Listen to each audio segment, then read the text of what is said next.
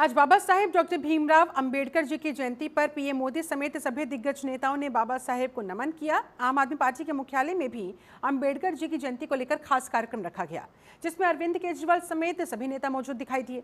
इसी को लेकर पूर्व मंत्री सत्येंद्र कुमार जैन ने जनतंत्र टीवी से खास बातचीत के दौरान क्या कहा, देखिए जरा। भीमराव अंबेडकर की जयंती आज पूरे देश में मनाई जा रही। दिल्ली सरकार के पूर्व मंत्री हैं सत्येंद्र जी, कैसे देख रहे हैं, क्योंकि आम आदमी पार्टी लगातार बाबा साहब के आदर्शों पर चलने वाली पार्टी, आज जयंती है। देखो, आम आदमी जो पार्टी बनी ना, बाबा साहब के बनाए हुए संविधान की वजह से बनी। आप सोच ही नहीं सकते इस देश के अंदर एक ऐसी पार्टी भी बन सकती थी जिसका कोई अपना पीछे बेस नहीं था। देश में तो पार्टियां बनने का तरीका एक ही था ना, या तो बहुत पुरानी पार्टियां हों या पैसे वाली पार्टियां हों।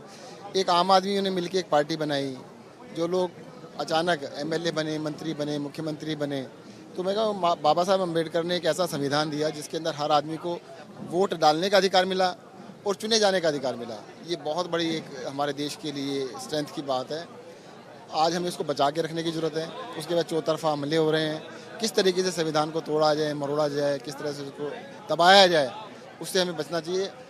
जैसे अभिव्यक्ति की स्वतंत्रता है, अगर आपको बोलने की आज़ादी नहीं रहेगी इस देश के अंदर तो संविधान का कोई वैल्यू बचेगी नहीं।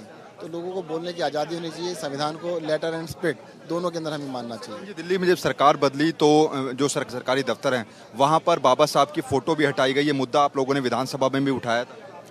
नहीं, गलत है। देखो, एक तरफ तो बाबा साहब के आप कहते हो हम बहुत बड़े पुजारी हैं, दूसरी भाई आपने लगाई तो नहीं, लगी फोटो हटाई, वो गलत है।